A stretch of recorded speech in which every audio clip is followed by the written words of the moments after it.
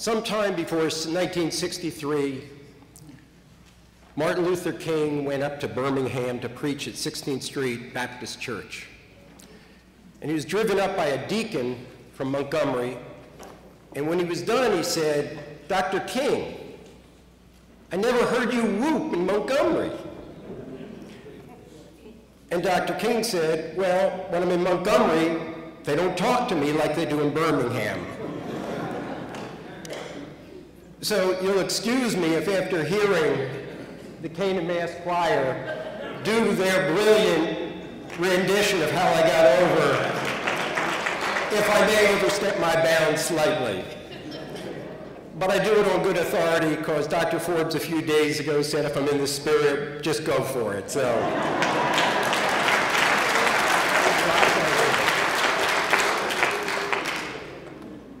I want to thank all the people who've been thanked already. Pastor Johnson, it's just an honor to be in your exceptional church, and you've done such exceptional stewardship of this amazing congregation. Grateful to Schomburg, Dr. Muhammad. I've already said that I'm trying to recover. I'm stalling for time to compose myself after the Mass Choir, but thank you so much. And Dawn Hill, the incomparable Dawn Hill, what can I say?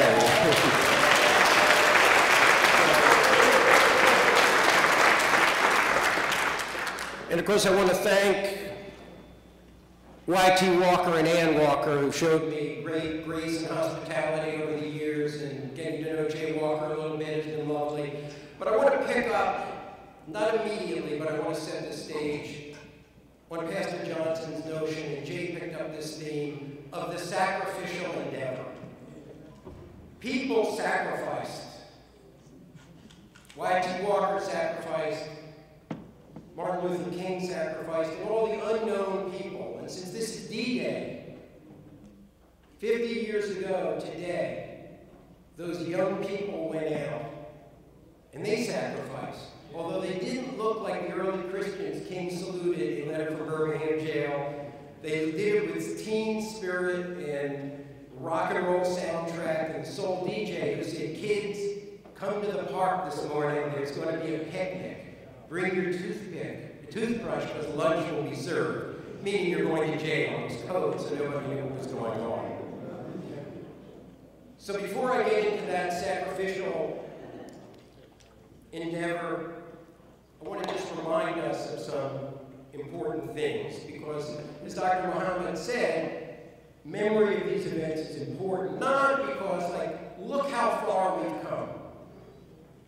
Because Dr. King would have seen the glass half empty, not in a bitter way, but when he said, "I've been anointed to deliver the captives and feed the hungry," he thought Exodus happened over and over. There was always some needy stranger on the Jericho road. So the task, as everybody said, is unfinished. So the letter from Birmingham jail and the Birmingham protest, these are really the two different sides of Dr. King, inspiring black people and trying to persuade white people. And the remarkable Y.T. Walker was a central figure in both of those efforts.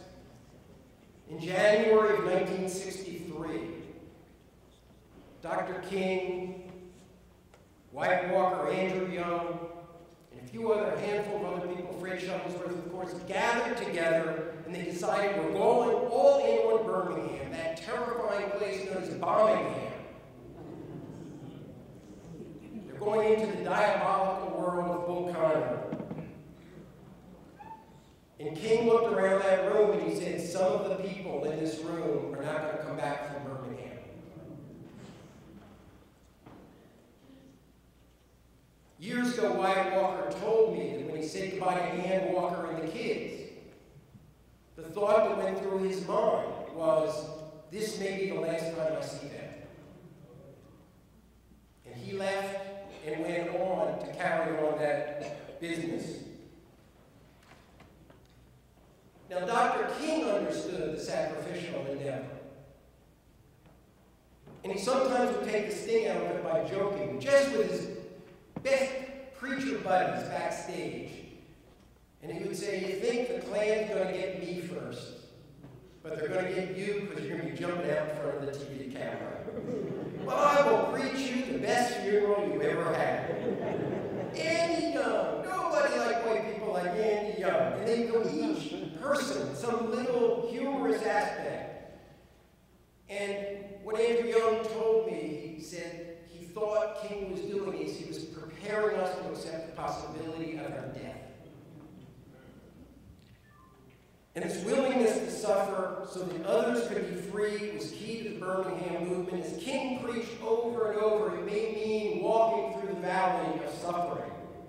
It may mean dying on a cross so that others can live. But it wasn't just Dr. King and Walker who had some of that courage. Their entire families, as Jay has alluded to so poignantly, had to suffer. They were part of it. On May 11th, it's like a week from now, 50 years ago, the Klan tried to assassinate King. They blew up the Gaston Motel where the 11th, they thought victory had been declared, and the Walkers and the King had been staying. Jay Walker still remembers the sound of the first explosion at 80 King's house. And in that aftermath, the marauding Alabama state troopers took a rifle butt and cracked Ann Walker's head. And they sent her to the hospital. And King returned to Ebenezer to preach in Atlanta that Sunday, and he was exhausted. You can hear it in the recording. He's been up all night as he's getting calls, because he knows they tried to kill me. And you hear him say, Ann Walker's a fine woman.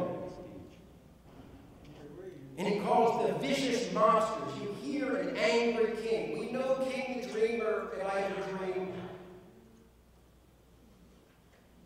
These are dark days when men can stoop to the point of beating women for no other reason except simply they are colored and want to be free.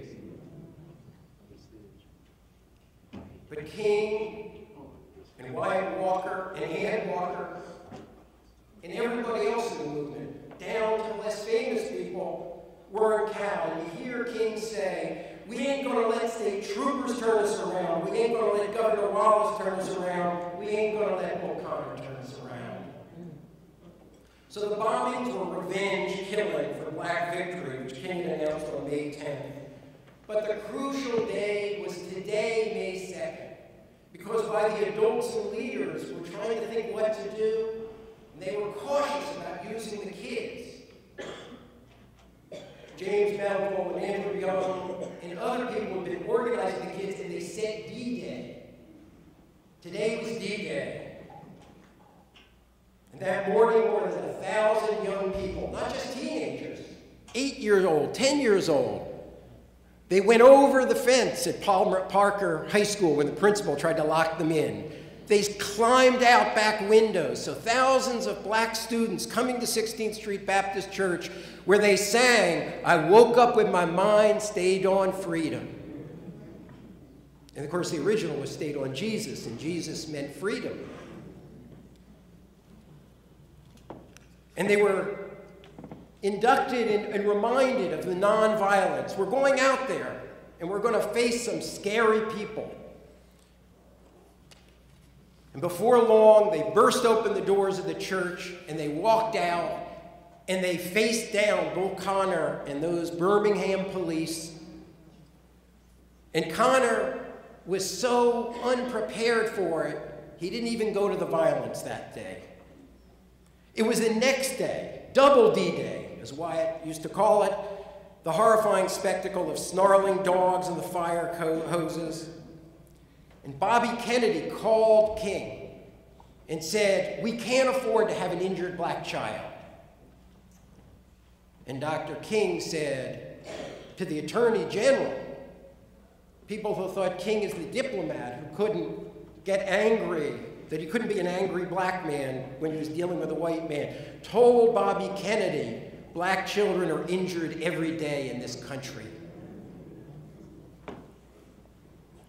But the response of President Kennedy just proved what King had written in the letter from Birmingham jail, that the white nation would not be awakened to the horror of segregation and racism until it was forced to by these spectacles of suffering.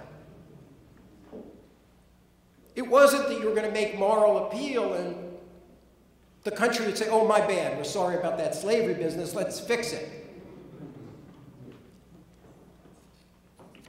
So before long, when Kennedy saw the picture of that dog in the stomach of that black bystanding teen, he was aghast. And you hear Kennedy backstage, we now have the tape, he's saying, he's defensive, he's saying, I've tried to, my brother's done nothing but spend all this time on civil rights, but I know we haven't done enough. And he's discombobulated. And he says, if I was a Negro, I'd be impatient too. He's starting to sound like King. And before long, he's made a decision that he's going to have to address the nation and say, segregation is a moral and national issue. I can't avoid this anymore. Wyatt Walker and Dr. King and 1,000 school children forced this country to make it a democracy.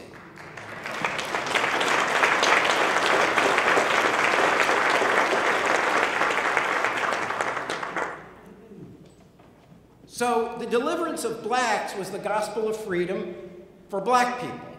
But there was another version of the gospel of freedom for white people. And the letter of Birmingham jail is the gospel addressed to white people. It said, you have an obligation to stop your appalling silence. You have to confront this. So after much indecision, on Good Friday, April 12th, King decided to violate the court order that forbade protests. He would suffer with Christ on the cross. How many times had he preached, they can put you in jail and transform you to glory?